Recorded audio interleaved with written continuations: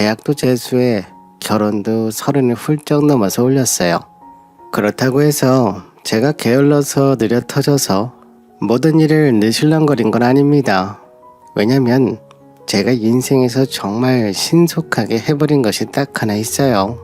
남편이 제 눈앞에서 번쩍하고 거실 바닥에 내리꽂히던 순간 그때 저는 단 1초의 고민 없이 결정해버렸고 그렇게 신속한 결정을 내린 덕분에 지금 혼자 편하게 다시 집안의 막내딸로 돌아와 예쁨을 잔뜩 받으며 지내고 있어요. 저한테는 오빠가 한 명 있어요. 저보다 8살이나 많아요. 키는 185에 음식도 좋아해서 덩치가 황소 같지만 저한테는 그렇게 순한 양 같은 사람이에요. 그런 순둥이 오빠가 처음으로 무섭게 변한 적이 있었는데 그때가 바로 제가 결혼하겠다고 이야기를 꺼낸 날이었어요. 나 빠르면 올해, 늦어도 내년에 식 올리고 싶어요. 나이가 적지 않아서 오래 올리고 싶은 마음이 큰데 이제 막 준비하니까 어떻게 될지 몰라서. 저한테 만나는 사람이 있다는 것은 알고 있었지만 제가 결혼한다고 하니 오빠가 적잖이 놀라더라고요. 아무래도 늦둥이 막내딸이 결혼을 한다고 하니 좋으면서도 서운했던 것 같아요. 누구? 저번에 데려온 그 비실비실해 보이는 놈? 오빠는 별로 마음에 안 드는데 남자가 좀 덩치도 있고 해야지. 걔는 너무 말랐잖아. 오빠가 마음에 드는 남자는 있었어. 내가 예전에 만났던 남자들 중에서 키 크고 오빠처럼 덩치 큰 사람도 있었는데 그 사람도 싫어했잖아. 그리고 오빠보다 4살이나 어린 사람이니까 잘해줘야 돼. 안 그래도 오빠 무서워하는 사람이란 말이야. 그렇게 째려보거나 하지 말고. 오빠는 마음에 안 든다고 툴툴거렸어요. 하지만 제가 결혼 준비를 한다고 했을 때 제일 앞장서서 알아봐준 사람이에요. 그리고 남자는 남자가 봐야 한다면서 저한테 자리를 만들라고 하더라고요. 그래서 걱정했는데 제 걱정과는 다르게 정말 따뜻한 모습으로 저와 남편에게 맛있는 저녁을 사줬어요. 그렇게 결혼 준비를 시작했고 저희 집에서는 늦둥이 막내딸이 결혼하니 뭐 하나 부족하게 할 수 없다면서 돈을 많이 보태주셨어요. 저도 사회생활을 오래 해서 모아놓은 돈이 많이 있었거든요. 늦은 나이에 결혼하는데 부모님 손 벌리고 싶지 않았어요. 그런데 저희 아빠는 그 돈은 네가 갖고 나중에 필요할 때가 올 수도 있다 하셨어요. 그렇게 친정에서 예단도 넉넉하게 해주고 시누이한테 좋은 가방도 하나 선물했어요. 그렇게 하니 시댁에서도 너무 좋아했죠. 나중에는 그냥 집도 해준다는 거 참아달라고 했어요. 그렇게 저희는 결혼식을 올렸어요. 저희 시부모님은 저희가 결혼식을 올린 그 다음 해에 퇴직을 하셨어요. 그런데 시기에는 아직 젊다 생각하셨나봐요. 아무래도 요즘은 100세 시대기도 하고 지금 갖고 계신 돈으로 생활하기에 부족하다 생각이 드셨나봐요. 그래서 사업을 생각하고 계셨어요. 저희 아빠도 사업을 하고 계셨거든요. 그래서 저한테 이것저것 물어보셔서 제가 아는 한 말씀드렸어요. 그랬더니 긍정적으로 생각하시는 것 같더라고요. 그런데 문제는 남편이 솔깃해하는 것이었어요. 아까 부모님이 말한 사업 진짜 잘 될 것 같지 않아? 나도 그냥 엄마 아빠도 와서 사업할까봐. 솔직히 나 회사 체질은 아닌 것 같아. 아까 아빠랑 사업 얘기하는데 너무 재밌더라고. 그냥 나도 이 기회에 같이 시작할까? 무슨 말이야. 사업 잘 되면 다행이지만 안 되는 경우도 많아. 그리고 손해가 많이 날 수도 있으니 그냥 안전하게 회사 다니는 게 최고야. 그리고 꼬박꼬박 월급 저축하면서 집 늘리면서 살면 되는 거지. 우리 아빠 사업하느라 엄마가 엄청 힘들었단 말이야. 사업할 생각하지 마라. 그냥 회사 다녀. 남편이 계속 사업을 하고 싶어하는 모습을 보면서 좀 불안한 마음이 있었어요. 저희 아빠도 지금이야 사업체 2개를 갖고 계시고 적지 않은 돈을 벌고 계시지만 어려울 때는 저희 엄마도 식당 일 하시면서 돈 벌었던 기억이 아직도 생생해요. 그때 부모님이 고생하는 걸 봐서 착실하게 회사 다니는 사람이랑 결혼한 거예요. 그런데 시부모님이 사업을 안 하보니 남편은 계속 관심을 보이더라고요. 결국 남편은 저 몰래 회사를 그만두고 받은 퇴직금을 시부모님 사업하는 데 사용했어요. 내가 사업은 위험하다고 했잖아. 그냥 회사 다니라고 했는데 나한테 말도 없이 그만둘 수가 있어. 당신은 회사 다니고 나는 사업을 해야 돈을 더 많이 벌 수 있는 거지. 그리고 장인어른도 사업하시고 성공하셨잖아. 걱정하지 마. 당신 힘들게 안 할게. 너무 화가 나서 아빠한테 얘기했어요. 아무래도 직접 사업하는 아빠한테 조언을 들으면 남편도 생각을 접을 거라고 생각했거든요. 제가 아빠랑 얘기를 하니 남편은 안절부절해 보였어요. 혹시나 우리 아빠가 사업하지 말라고 하면 어떡하나라는 생각이었을 거예요. 그런데 생각과는 다르게 아빠는 호의적이었어요. 남자라면 사업이지. 성격도 호탕한 게 아주 마음에 들어. 뭐가 걱정이야. 안 되더라도 배우는 게 많을 테니 너무 뭐라 하지 말고. 너희 엄마도 아빠가 처음 사업한다 했을 때 그렇게 싫어했는데 이제는 사업 안 했으면 어쩔 뻔했냐고 하잖아. 내 사업 하나 있으면 노후 걱정도 없고 좋아. 그리고 아빠가 도와줄 수 있는 건 도와줄 테니 너무 걱정하지 말고. 저희 아빠가 잘한 선택이라고 얘기를 해주니 남편이 더 신났더라고요. 사실 아빠가 하지 말라고 했으면 저도 더 적극적으로 다시 회사 들어가라고 했었을 텐데 사업하는 아빠가 긍정적으로 얘기해 주시니 저도 생각이 좀 바뀌더라고요. 그래서 저도 어차피 시작한 거 잘해보라고 했어요. 솔직히 인생 긴데 하고 싶은 건 해보는 것도 좋겠다는 마음도 들었어요. 다행히 저는 회사를 다니고 있었던 상태라 남편 사업이 망해도 어느 정도 괜찮겠지 했거든요. 그리고 초반에는 사업이 잘 풀리는 것처럼 보였어요. 저도 생각보다 잘 되는 것 같아서 다행이다 싶었어요. 그런데 갑자기 경기가 안 좋아지면서 사업도 하락세를 보이더라고요. 경기를 타는 사업 중 하나라 더 타격을 입었던 것 같아요. 급기야 돈이 묶여있는 상황인데 목돈이 필요하게 됐어요. 그러니 저한테까지 도움을 요청하셨어요. 며느리야, 너 결혼할 때 돈 좀 갖고 있다고 하지 않았니? 우리가 지금 당장 목돈이 필요한데 돈이 다 묶여있는 상황이라 힘든데 네가 갖고 있는 돈 좀 보내줄 수 있니? 지금 경기가 안 좋아서 그런지 좀 영향이 있네. 가족 좋다는 게 뭐니?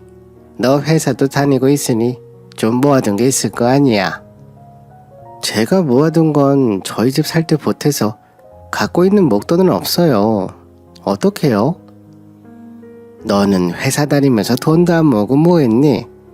너라도 따박따박 월급 나오니 잘 모아놨어야지. 그래야 네 남편 사업하는데 도움이라도 줄 수 있지. 저한테 돈 맡겨놓은 것도 아니면서 갖고 있는 돈을 달라고 하시더라고요. 하지만 저도 갖고 있는 게 없으니 드릴 수가 없었어요. 그런데 남편이랑 얘기를 하시더니 저희 회사를 통해서 대출 받는 게 어떠냐는 말이 나왔나 봐요. 시부모님이랑 남편은 대출까지 다 받은 상황인데 저는 대출이 하나도 없었거든요. 그러니 하루는 남편이 저한테 대출을 좀 받아달라고 부탁을 했어요. 여보, 당신이 좀 대출 좀 받아줄 수 없을까? 이번에 대금을 내야지만 물건을 준다고 해서. 그런데 벌써 다른 곳이랑 계약을 해서 당장 물건 받아야 되는데 물건 받고 계약한 곳에 전달하면 돈 받을 수 있으니까 1,000만 원만 회사를 통해서 대출 좀 받아주라. 아니, 내가 할 수 있으면 내가 할 텐데 지금 더 이상 대출 나올 것이 없어서 그렇다고 사채를 할 수는 없잖아. 사실 대출을 받는 건 싫었지만 어쩌겠어요. 남편 일인데 도와야지. 걱정이 되긴 했지만 필요한 만큼 대출을 받아주기로 했어요. 알겠어. 내가 1,000만 원 정도는 투자하는 걸로 하지 뭐. 대신 사업 잘 되면 꼭 갚아야 되는 거야. 언제까지 필요한 거야? 제가 난리를 치면서 안 된다고 할 줄 알았나 봐요.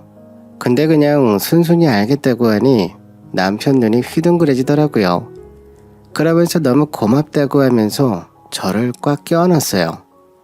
그럼 돈 생기면 당신 돈부터 갚을게. 이번 주까지만 돈 만들어서 보내주면 돼. 고마워. 정말 우리 와이프밖에 없다. 남편 사업 자금이 부족할 때 결국 제가 대출을 받아줬어요.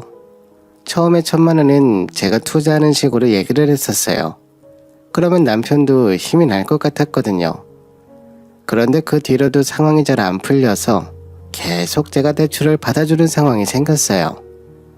그렇게 빌린 돈이 쌓이다 보니 거의 5,000만 원에 해당하는 돈을 빌려주게 됐어요. 결국 시부모님은 집을 팔아야 하는 상황까지 오게 됐어요. 당장 시부모님이 갈 곳이 없으니 저희와 살림을 합치게 됐어요. 처음엔 저희 집에 들어오실 때까지만 해도 미안해 하셨어요. 미안하다. 사업이 이렇게 될 줄 몰랐어. 경기가 다시 좋아진다고 하니 우리 사업도 금방 풀릴 수 있을 거야. 그때까지만 좀 신세 좀 지마. 그리고 우리 집안일은 우리가 알아서 할 테니 너무 신경 쓰지 말고. 저도 갑작스럽게 시부모님을 모시게 돼서 걱정이 많기도 했어요. 저희 부모님이랑 오빠도 시부모님이랑 같이 사는 거 괜찮냐고 많이 물어봤거든요. 너 시부모님이랑 합가하게 됐다며? 생활하기는 괜찮아? 아니면 오빠 집에서 너희 부부가 살래? 나는 혼자니까 너희 사정 괜찮아질 때까지 부모님이랑 살아도 되니까. 괜찮아. 그리고 시부모님 살림은 시어머니가 하신다고 해서 부담은 없을 것 같아. 그리고 그건 오빠 집이잖아. 경기 금방 좋아진다고 하니까 오래 계시진 않을 것 같아. 그래도 신경 써줘서 고마워. 그렇게 저는 시부모님과 합가하면서 생활하게 됐어요. 저녁이나 주말에 식사 차리는 게 힘든 부분은 있었지만 그래도 잠시 계시는 거니 하면서 견디고 있었어요. 그렇게 힘든 고비가 지나니 정말 다시 경기가 회복되는 게 눈에 보였어요. 그 모습을 보니 저도 좀 안심이 되더라고요. 그리고 사업도 상승세를 타기 시작했어요. 조금씩 수익도 생기면서 대출받은 것들을 갚아나가시기 시작했어요. 급한 거 먼저 갚는다 하더라고요. 그렇게 계속 대출금을 정리하는데 제가 받은 대출은 갚을 생각을 안 하더라고요. 혹시 잊었나? 란 생각이 들어서 제가 빌린 대출금도 좀 갚아달라고 얘기했어요. 사업이 좀 잘 풀려서 다행이다. 여태 마음고생 많았을 텐데 이렇게 보상받게 돼서 다행이야. 그래서 그런데 내가 대출 받아둔 거 5,000만 원도 좀 빨리 갚아줬으면 좋겠어. 사실 이자도 내가 내고 있는 상황이라 좀 부담스럽거든. 아, 맞다. 당신한테 빌린 돈이 있었지.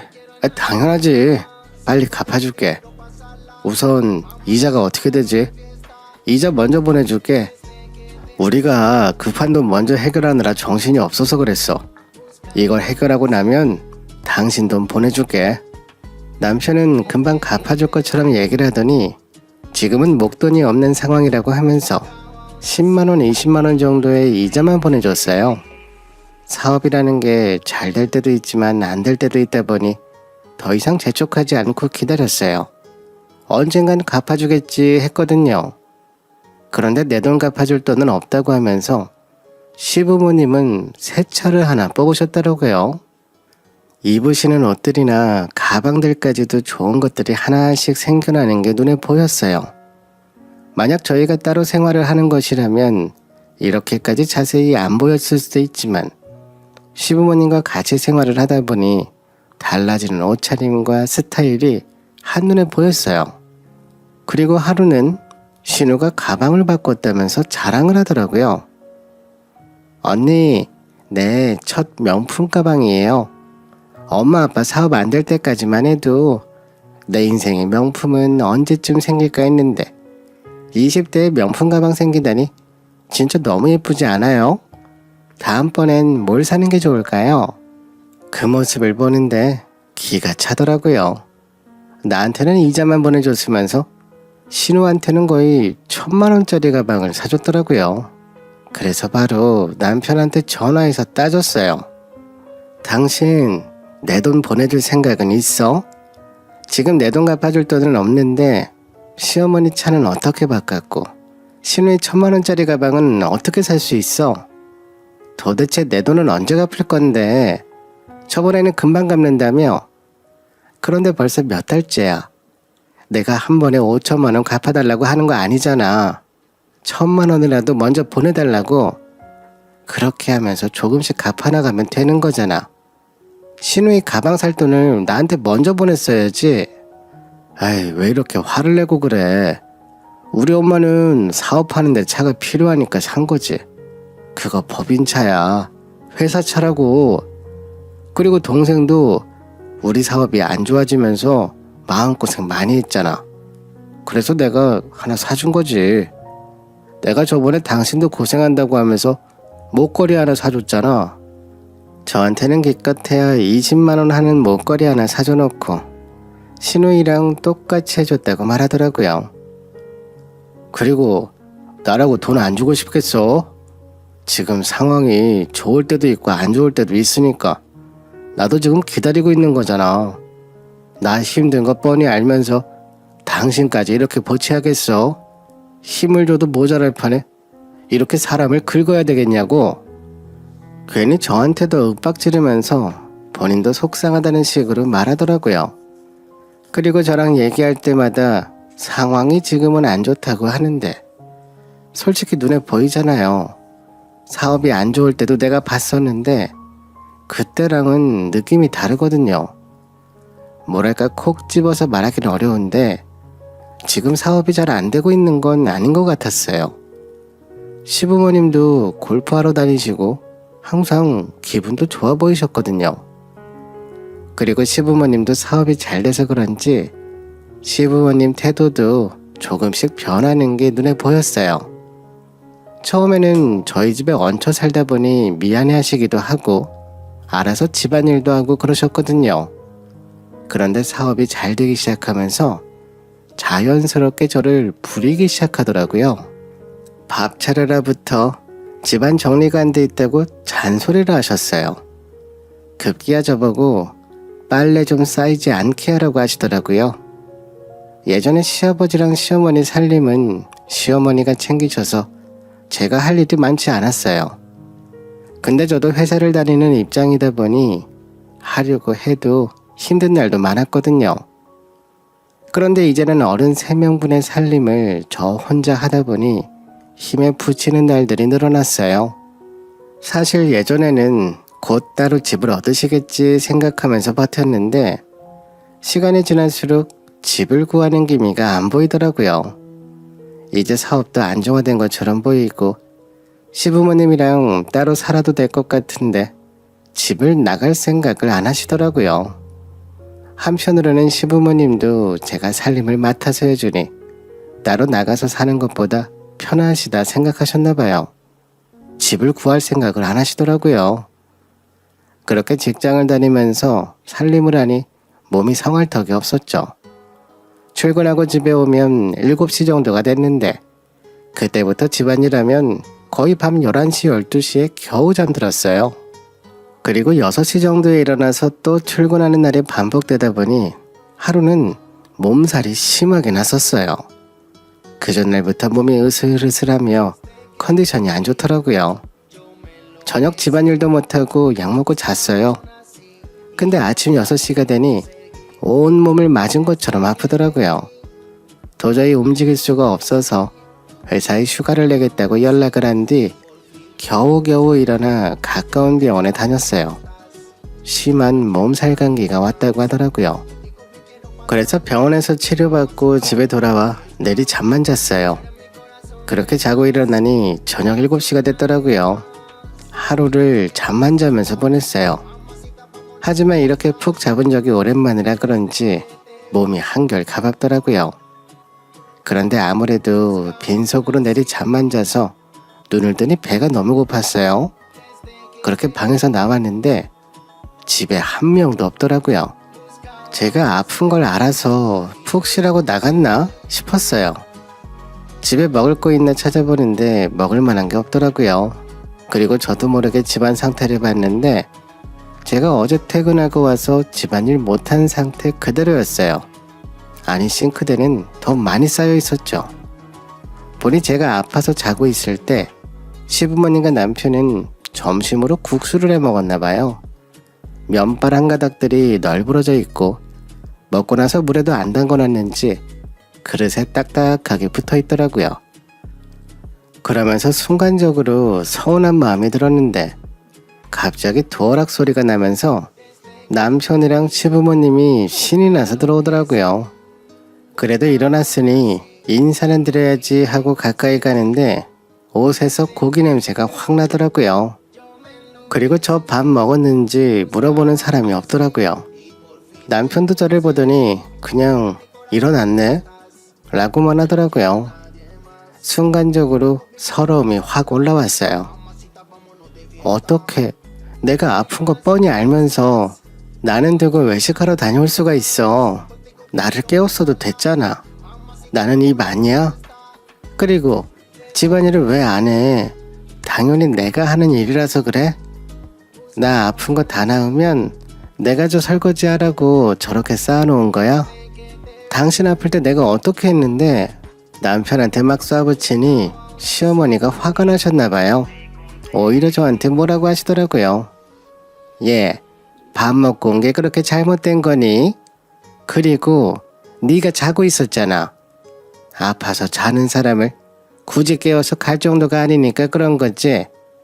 그런 거로 너는 남편을 잡니? 아니 시부모 있는 앞에서도 이렇게 남편 잡으면 우리 없으면 아주 내 아들 머리 꼭대기에 오르겠네. 그리고 집안일은 네가 해야지. 늙은 우리가 해야 되니? 네 남편은 하루 종일 일하고 왔는데 빨리 집에 들어오는 네가 하면 되는 거잖아. 어머니, 정말 너무하신 거 아니에요?